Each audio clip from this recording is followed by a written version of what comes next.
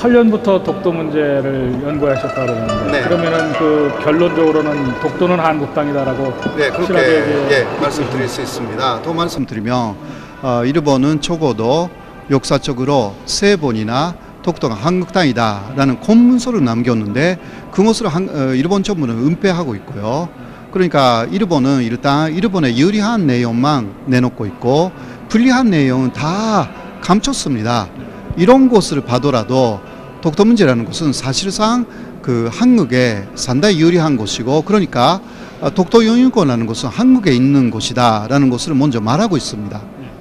그 일본 쪽에서 왜 이렇게 그런 걸 숨기면서 독도 네. 영유권 주장을 계속하고 있는 거라고? 네, 그거는 그 1950년대에 첫 번째 독도 논쟁이 있었는데요. 한국하고 일본 사이에.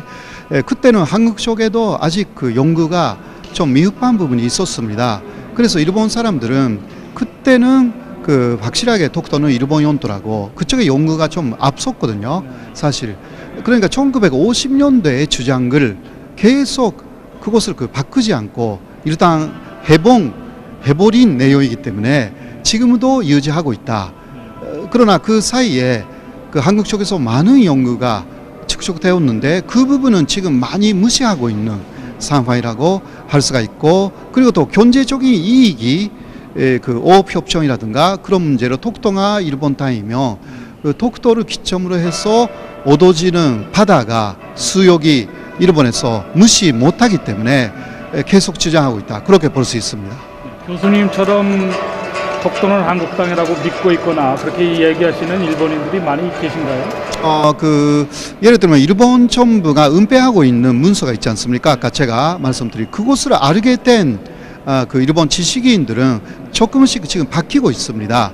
제가 알기로는 2000년 정도는 적어도 그 독도가 그 한국 것이 아닐까. 적어도 또 일본 정부가 말하는 것은 좀 문제가 있다. 그런 식으로 생각하는 사람들이 있다.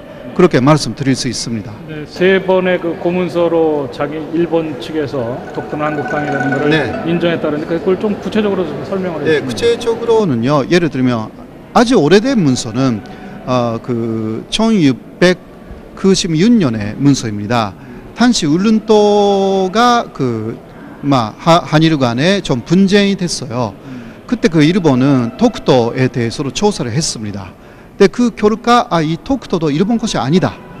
그 울룬도에 속하는 섬이다라는 결론을 내렸습니다. 네, 그게 하나이고요. 그리고 1870년에 이제 메이지 시대가 되었는데 웸성에서 그 독도 울룬도를 조사합니다. 근데 그 결과 이 두 섬은 조선의 부속이다라는 결과 보고서를 중앙 정부에 올렸습니다. 그게 두 번째고, 세 번째가 1877년 이것은 일본 정부의 춘신부가 조사를 했습니다. 마지막은요.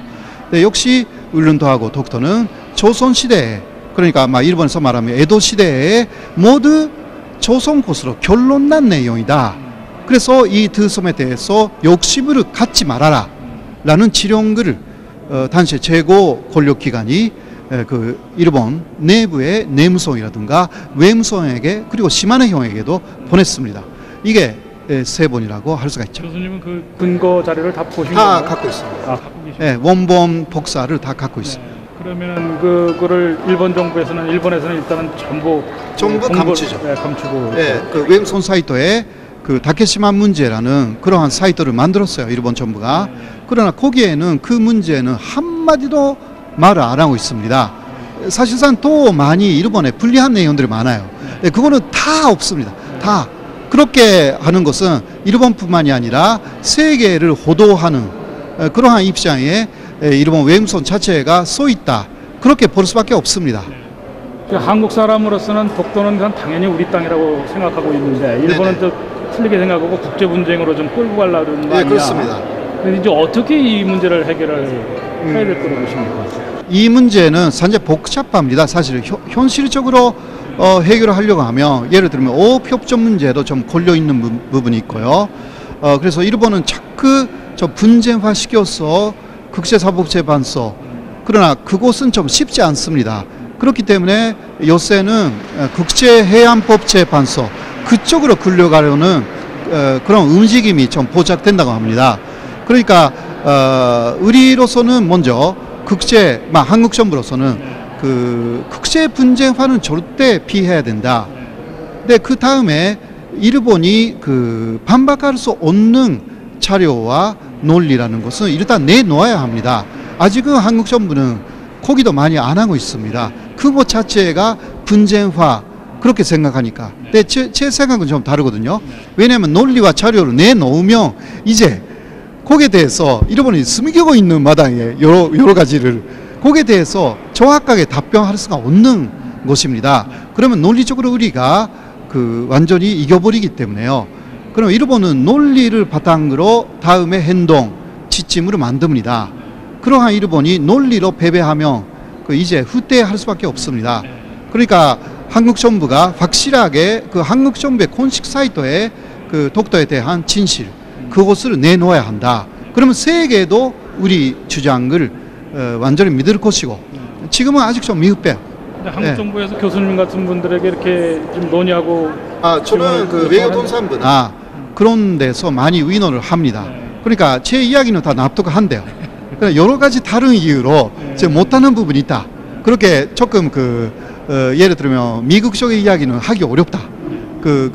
반미 감정이 일어나기 때문에 라든가 여러 가지 그 다른 이유 때문에 그렇게 하고 있어가지고요. 지금 미국에 와 계시니까 이제 사실은 이제 그런 미국의 입김이 좀 중요하단 말이에요. 그렇죠. 네. 물론 그렇습니다. 그러나 예를 들면 그 옛날에는 그러니까 1950년대 초기까지는 미국은 일본 편으로 들었어요. 사실상 그런 사실이 있습니다. 문서로 다 나와 있고. 그러나 현재는 아니지 않습니까? 그거는 국제 정세에 따라서 많이 바뀌었다는 것입니다. 미국에. 그러니까 옛날에처럼 지금도 미국이 일본을 지지한다라고 그렇게 믿어버리고 있는 부분은 아니라고 그렇게 봐야 되고요. 그리고 미국이라고 해도 아무래도 지금은 국제화 시대이기 때문에 그 많은 나라들 중에 하나이기 때문에 샌프란시스코 조약도 그렇지 않습니까? 연합국 중에 하나가 미국의 입장이었다는 것입니다. 사실상 미국도 그것을 인정합니다. 그래서 샌프란시스코 조약에서도 다른 연합국들은 그 독도가 한국 영토라고 주장하고 있었다. 그 나레스 장관이 비밀 문서에 그렇게 썼습니다. 그러니까 그러한 우리가 독도의 진실이라는 것을 밝혀 나가면 이것은 전혀 뭐라 할까 지금 일본에 논리적으로 당하고 있는 상황인데 절대 그렇지 않다. 그러니까 먼저 논리, 그 다음에 실효 지배를 강화.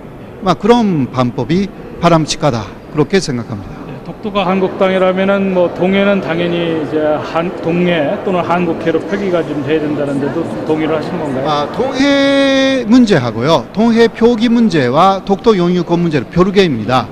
사실 바다의 면칭은 관습적인 것이기 때문에 거기에 영유권이 포함되어 있지 않습니다.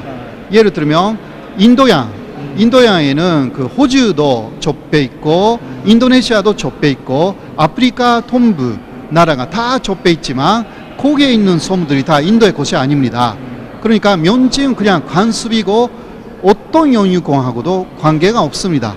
그냥 그러나 문제는 공식적인 면칭이 되기 때문에 이 공식적인 면칭이라는 그 부분은 역시 자존심의 문제라고 할 수가 있죠.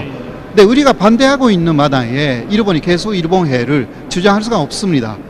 근데 거기에는 또 전략적인 접근이 상당히 필요하다라고 저는 믿고 있습니다. 아주 말씀 고맙습니다. 네.